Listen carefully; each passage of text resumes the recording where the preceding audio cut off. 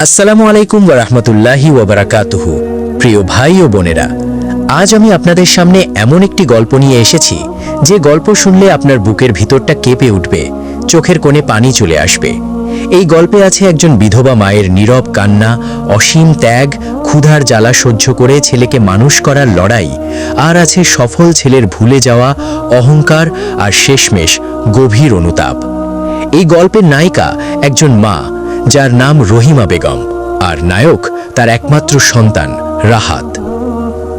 গ্রামের নাম ছিল কাশেমপুর, খুবই গরিব গ্রাম। রহিমা বেগমের স্বামী মারা যান যখন রাহাতের বয়স মাত্র 5 বছর। স্বামী চলে যাওয়ার পর পুরো পৃথিবী যেন রহিমার উপর ভেঙে পড়ল, কিন্তু তিনি ভেঙে পড়েননি, কারণ তার কোলে ছিল একটি ফুটফুটে ছেলে।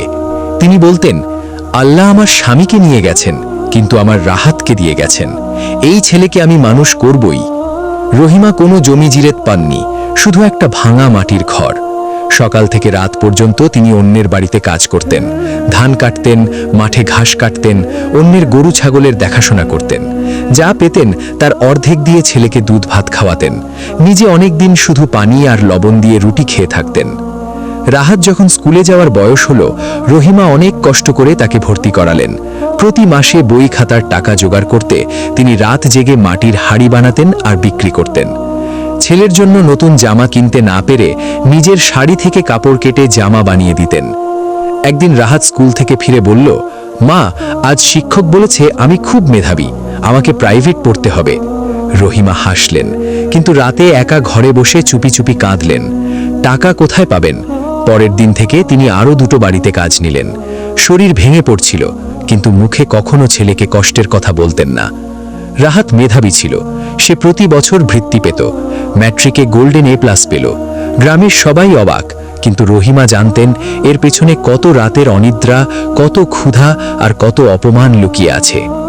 যখন রাহাত ঢাকায় কলেজে পড়তে গেল, রহিমা তার শেষ সম্বল, বিয়ের সময় দেওয়ার সোনার একজোড়া চুড়ি বিক্রি করে ছেলেকে পাঠালেন।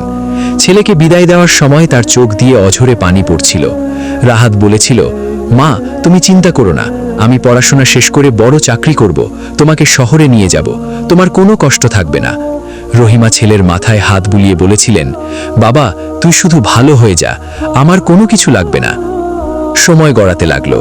রাহাত ইঞ্জিনিয়ারিং পড়া শেষ করে একটা বড় কোম্পানিতে চাকরি পেল, বেতনও ভালো। প্রথম মাকে টাকা পাঠাতো, ফোনে কথা বলতো। রহিমা ছেলের গলা শুনলেই আনন্দে কেঁদে ফেলতেন। কিন্তু তারপর রাহাত বিয়ে করল শহরের এক ধনী পরিবারের মেয়েকে। বউয়ের চাপে ধীরে ধীরে গ্রামের সাথে যোগাযোগ কমতে লাগলো। মায়ের ফোন ধরা কমে গেল, টাকা পাঠানো বন্ধ হয়ে গেল। রহিমা অপেক্ষা